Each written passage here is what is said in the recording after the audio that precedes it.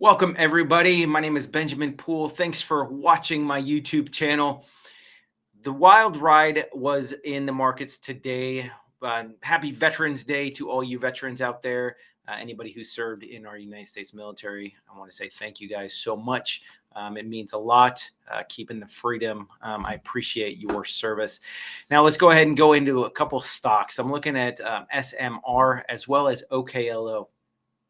When I go over these stocks, know that OKLO had earnings after the bell today, just like every other trade that I talk about. I want to reiterate the fact that it takes at least 3 days for the stock to actually consolidate and decide which direction it wants to go. Sometimes we get a continuation move either in the upside or the downside if the stock that we're taking a look at has negative news or even positive news.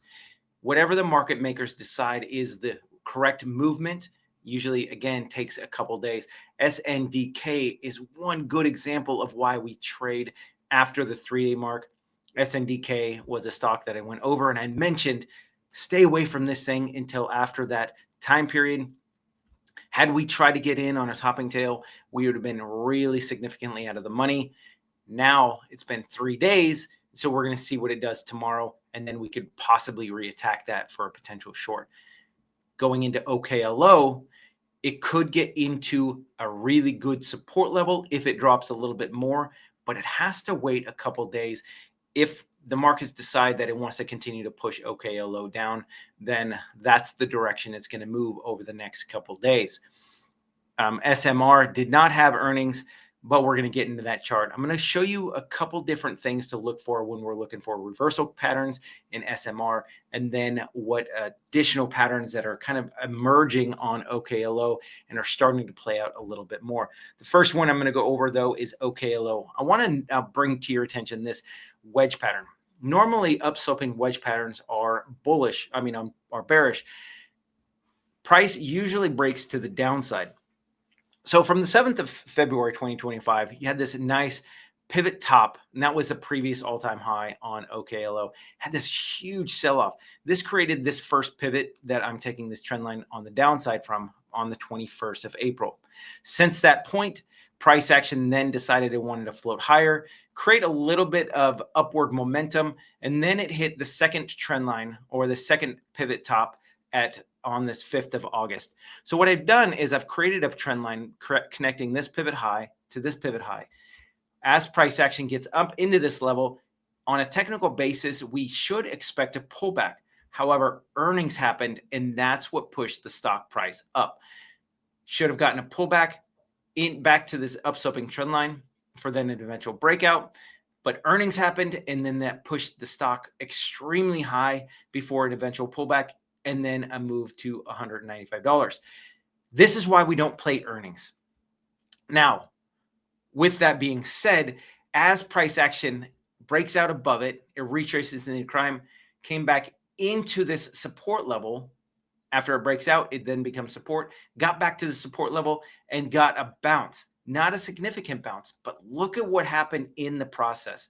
I'm going to go ahead and take my tool and go to head and shoulders patterns. Look at this chart pattern. This is a thing of beauty.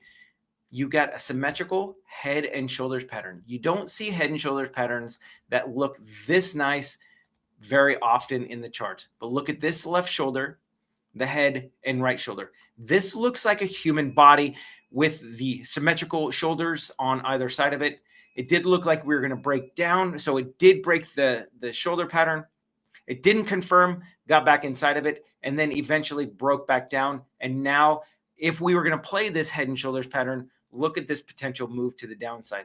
Take the head all the way down to the neckline, so the apex, and then take this exact movement all the way from the break. So you can get a move all the way down to about $36. But what I wanted to mention, though, is this other secondary upsloping trend line that connects those pivot lows. So I'm going to remove these other trend lines. This is where price action is likely to head back to. So I'm going to connect this low pivot from the 24th or the 21st of April. Look at how price action consolidated on top of it, got a nice bid, came back and retested the scene of the crime, on the 20th of August, got a bounce, tested again. Look at how much support this is. So a trend line that goes back from the 21st of April, 2025, all the way until the 17th or 18th of November, this is going to be a significant amount of support. So when price action gets into this level, right about the $95.28 level, that is where price action is likely to get a bounce. Again, it did have earnings, and so it could get a day trade bounce. If price action decides it wants to flush this $95.28 level, then what's going to happen is we're going to come back to this $84 level, this previous all-time high before this massive move to the upside. And that's what we're targeting for a potential long entry on OKLO. Anytime price action gets back into key support levels after earnings, this is where we start to pick up trades for a long play. $84 also. I'm going to go ahead and remove this trend line, and then also these trend lines. Look at the move. So the max upside was $194. This would be picking up OKLO at a 56% discount. One of the things that makes this so significant is when you get price action that is has been overly extended like this and price continues to fall, you have all these people who are stuck in this trade who are begging for their life for a big pop. So if it gets back down 54% out of the money, they're likely to add to this position, then accelerating the price action up even higher, knowing that in previous iterations of this price, people and institutions had bought this, and so you would average into this, and then you would only be about 25% of the money and take advantage of this move to the upside. If we break this $84 level, we could come all the way back into this $36.83 level, and that would be a significant move to the downside. If you got in here, we would want to put a stop out. That would be a 56% move to the downside. Now, you are going to get some bounces along the way. So you're going to get a bounce at $64.69. This other pivot top at $56.84. But this $36.83 is that measured move. And so that's where price action could get down into. For a swing trade, though, I still like this $84 level. And if you were to get into this trade at that level, with a gap fill slightly lower than that, you could always put a stop out at a close on a daily closing basis below this trend line and wait for additional support. Or you could look to dollar cost average into this trade.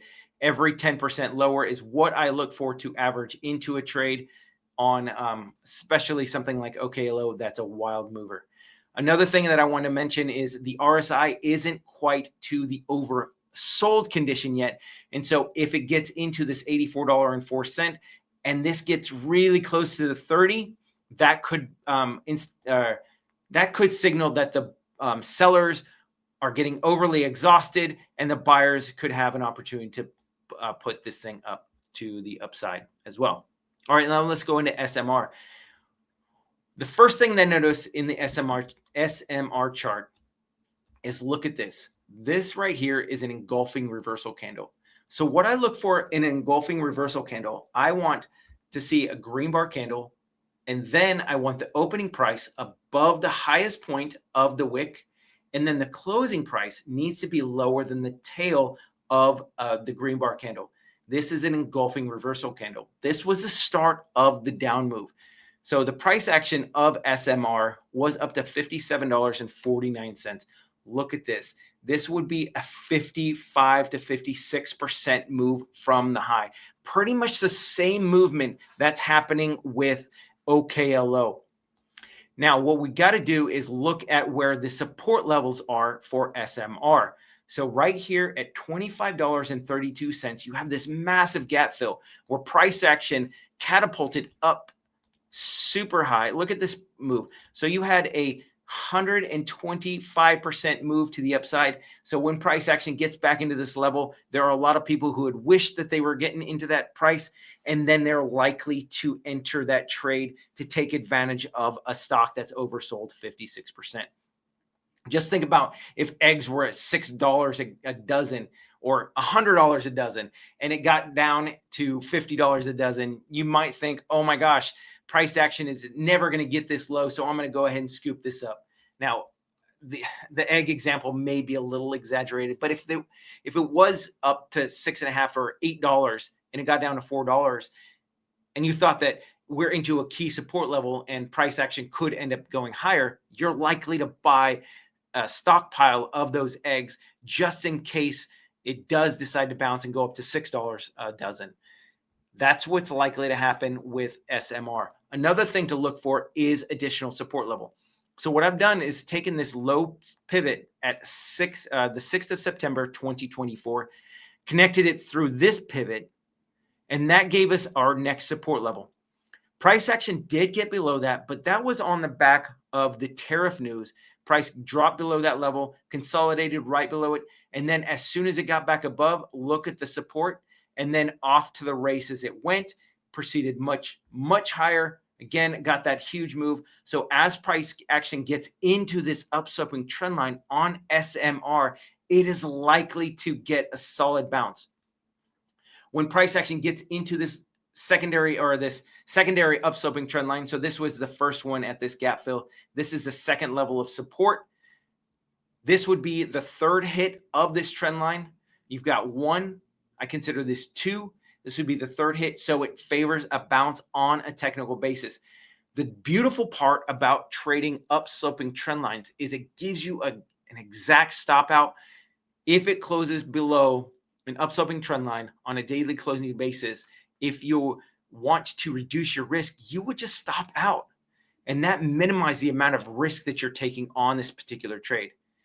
Sometimes it does pierce levels. Sometimes it closes below and then eventually rebounds and goes to the upside, which would be considered a bear trap, signaling to the bears that price action is likely to head lower. So a lot of retail institutions or retail investors short as soon as that close. And so we want to wait for a confirmation. So not only do we want to wait for a close, we want to wait for a continuation move. And again, something like SMR that we'd be picking this up at a 56% discount, we can always dollar cost average. So what's the next level of support on SMR? I would say that the next level of support would be this price consolidation right here. And look at this. So you have this previous pivot top. Let me go ahead and see if this works. Okay, previous pivot top, price was support, got below it, was resistance, got back above, consolidation all across this trend line. And then as you can see, an additional support level. So $22.32 is going to be your next support level. And let's see how far down it is from the $25.32 level. You're looking at about an 11% move. So that would bring your dollar cost average down to about $24 or just below 24 bucks on SMR if you were to add to your position there. Some people don't like to dollar cost average into a trade that's going against them. So whatever you feel like is the best for your trading portfolio is what you need to do. The additional support level, you've got this major gap fill right here at $17 or a pierce of 18 bucks, as well as additional support. Plus, look at this. This is a double bottom area or a previous double bottom in addition to a gap fill. So this is where additional support is going to be on SMR. So lots of support coming up on SMR and lots of support coming up on OKLO. Please pay attention to when earnings releases are and make sure that you're waiting 3 days afterwards in order to play it. Okay, thank you so much for watching. I was requested to go over some long trades, and so that's what I did. OKLO and SMR are looking like great opportunities going forward. So have a great rest of your day. We'll see you guys next time in the charts. Take care.